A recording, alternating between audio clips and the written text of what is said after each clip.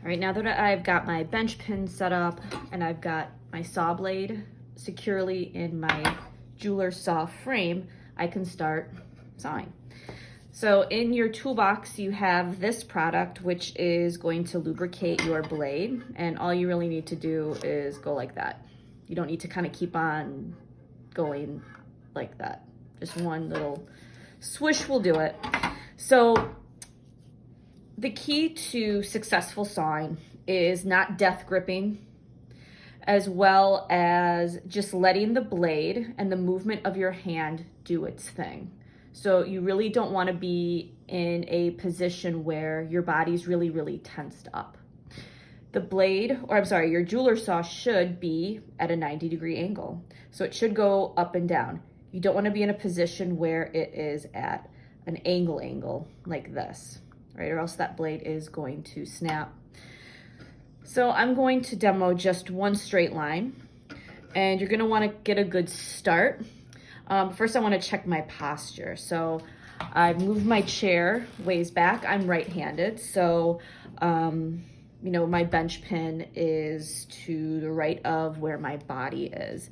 And my non-cutting hand is going to be holding this part of the metal secure on my bench pin.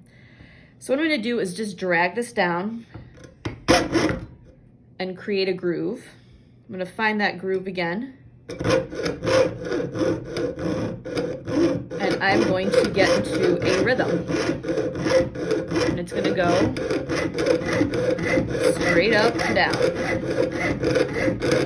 And you're going to get a lot of length cut, more than you probably thought you would. So it is a little bit slow going. This isn't going to help you. All right, going like that's not going to help you.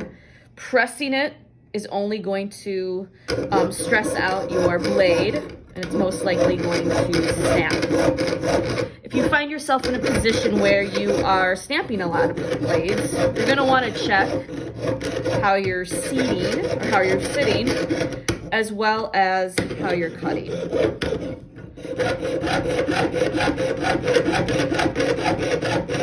Again, you're going to get into a rhythm.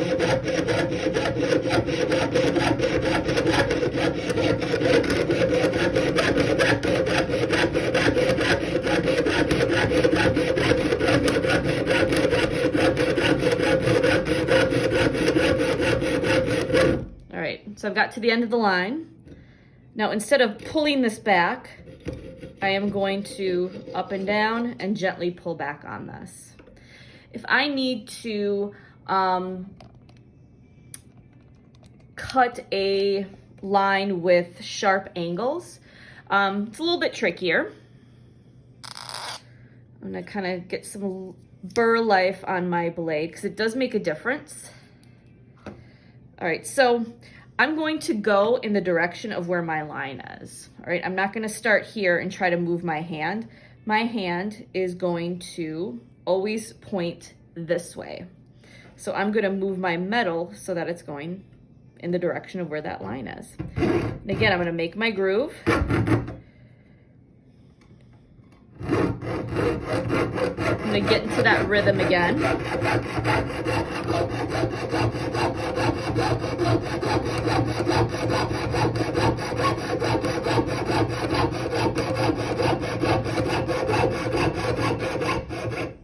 Once I get to that point, now I've got to flip it back to I got to start sawing to my left. But instead of turning my saw, because again, that's going to twist your blade and it's going to snap it, you're going to take really short movements and you are going to slowly move your metal as you're sawing. Again, you want this saw blade to always be moving forward. You don't want to kind of twist it around. So now I'm in the direction of that line that I drew. I still have a loose grip on my handle.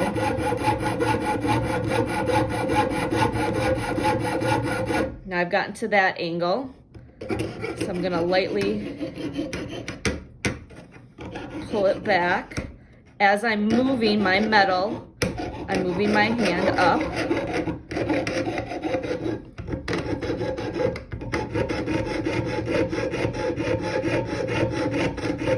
And now I've straightened it out. I'm moving along that line.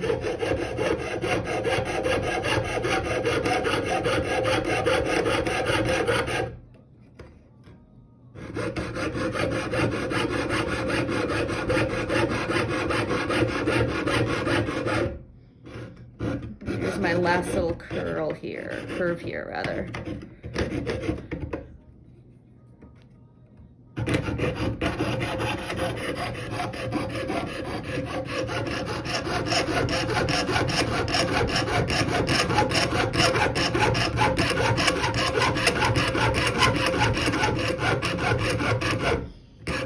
All right, so that's how I would deal with any angles. Now, how do I back out of here? Well, I can lefty-loosey this little bolt right here, or this little screw, and take out my blade that way, or I can back it up if I don't want to load it again. But again, I'm gonna have to keep my saw moving as I back out. My blade's still intact. Now, you might have some designs in the future where you need to cut some curves. So you're gonna start off the same way. Let me get some Burr Life on there.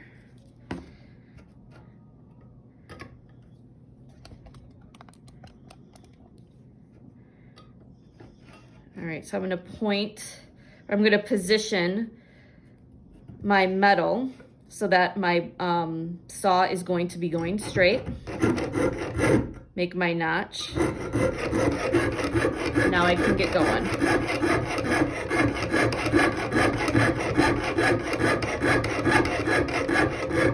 Now, as I'm sawing, I'm turning my metal. This has to remain going forward. You can't twist this around. You're gonna have to twist the metal.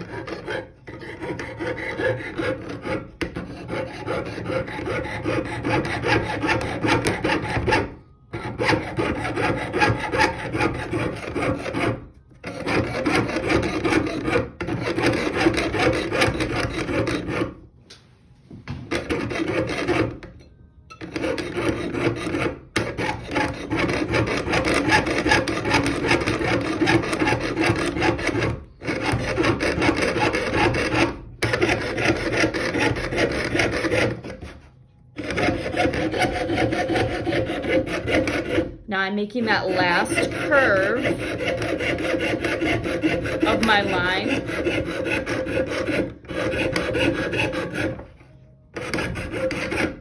As I'm guiding my saw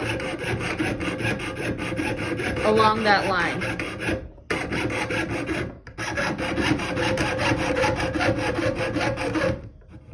All right, so I've hit the end. I'm gonna back out. Again, instead of yanking it out, I'm going to gently go up and down. All right, and I've got my blade intact.